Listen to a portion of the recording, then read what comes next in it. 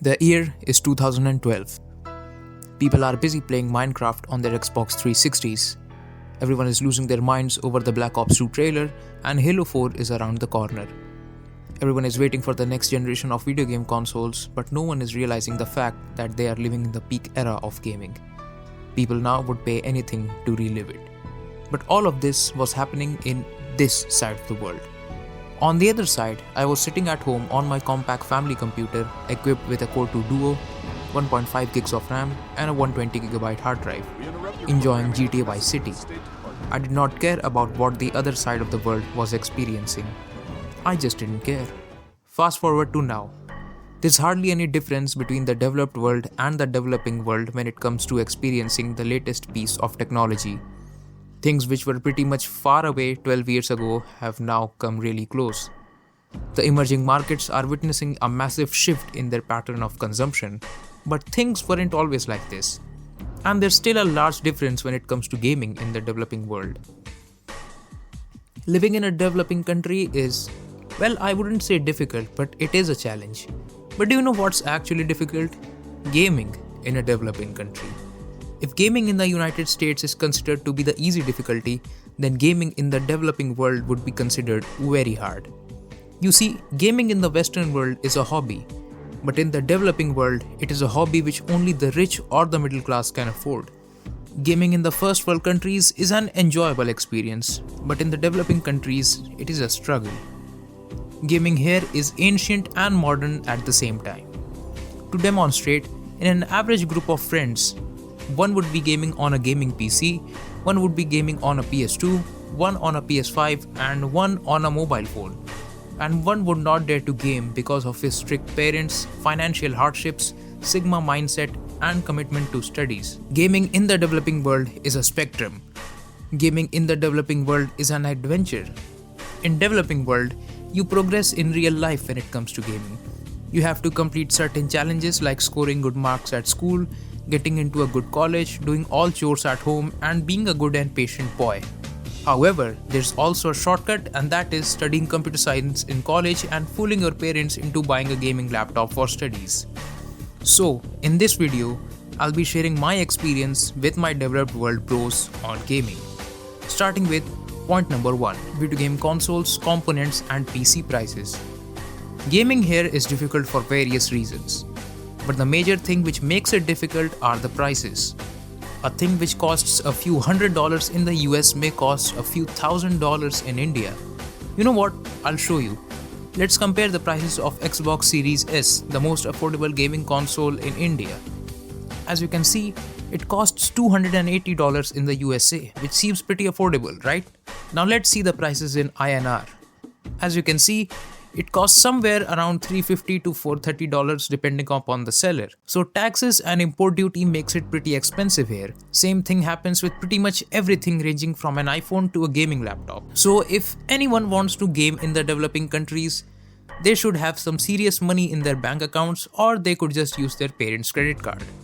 Point number 2, video game prices. The only thing gaming related that is actually affordable are the games. In India at least, the prices of some games start from 29 rupees and may stretch to 80,000 rupees if the publishers are greedy. But most of the publishers know about the purchasing power of the people, hence they price their games accordingly. It varies from country to country and from region to region. Regional pricing has been a boon for many gamers from the developing countries.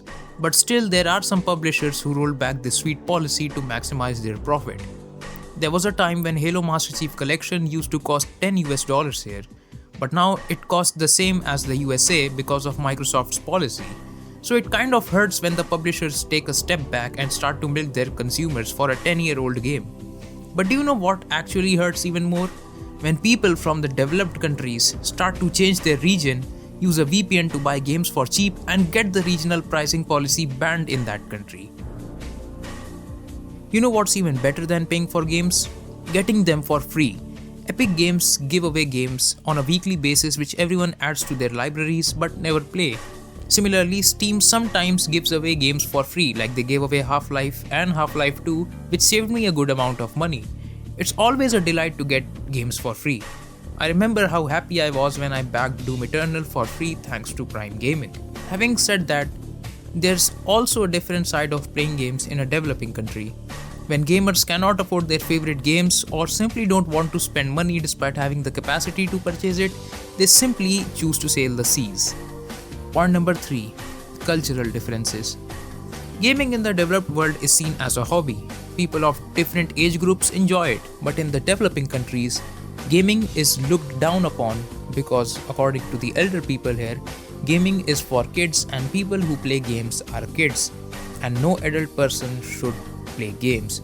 So convincing elder people that it is not a time-wasting hobby and is actually a passionate hobby which people of every age group can enjoy is a hassle. No matter how well you earn or how successful you become, if you're playing games, then you could simply give up on living. Point number 4. The spectrum. Remember when I said that gaming is a spectrum? I wasn't wrong. There are different types of gamers in the developing countries. One who has the latest technology and the other who is happy with his PS2 or Xbox 360. There are markets which still sell used jailbroken PS2s, PS3s and Xbox 360s, which always comes with a big hard drive with preloaded games. These consoles are really cheap and there are people who still play games on these machines. I remember when I was in 6th grade, my friend had a PS2 and he used to buy the CDs and tell me about them in school. There were lots of people who played games on their PS2s almost 7 years ago and now they post pictures with their shiny PS5s on social media. Similarly, there are people who play games on their mobile phones and society hates them for it. Like, can't you see they don't have the proper PC equipment to play games, that's why they're playing on their mobile phones? They've got to play something. Why feel agitated seeing others enjoy gaming on their smartphone? Point number 5. Outdated experience. Playing latest games in a developing country is a rare experience. You'd find most of the gamers playing games either from the early 2000s or from the early 10s. Take my Steam 2024 review for example. I haven't played any of the recent games, but I have played a lot of the older great games.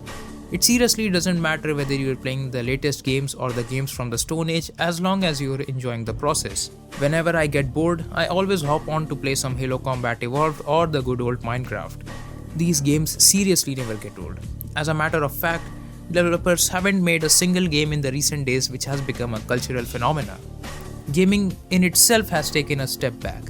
Publishers either push unfinished games with an outrageous price tag or they take hundreds of years to finish a game which turns out to be an unfinished piece. So it's always a delight to play perfect finished games from the old days. They still provide a lot of fun and by no means they are boring and soulless like the games of today. Point number 6. Equipment. No matter how much money you save, as you chalk out the plan to buy your favorite GPU, CPU or gaming consoles, the stuff immediately gets obsolete. So when you do buy the equipment, the better ones are already out and you run out of money. Take the Series S for example. It's been almost 5 years since its release and the next generation of cash grab is about to start already in a year or two. So if anyone's planning to buy it, they'll have to reconsider their purchase, whether it is justified or not. You see, most of the developing countries have a per capita income of $2,000 to $8,000 and getting a good up-to-date PC will eat away almost a quarter of everyone's annual income. So gaming consoles are the only reasonable pieces of tech which can be trusted to provide a good decade of gaming without having to spend hundreds of dollars every 2 years for upgrades.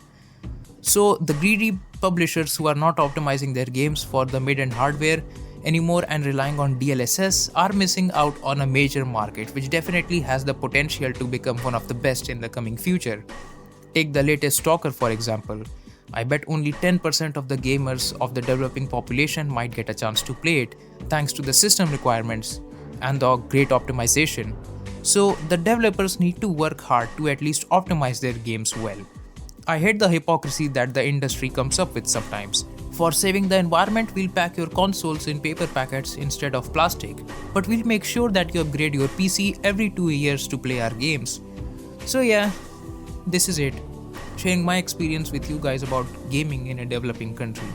It's great to be honest. Every new game bought, every computer and console feels rewarding when it comes to gaming because you worked hard for it. It is more of a roller coaster ride. It is an experience which is really hard to describe. It is enjoyable and sad at the same time. Anyways, thanks for watching. If you liked the video, please hit the like button and subscribe button and stay tuned for more content. I might make a part 2 of this video if this one blows up.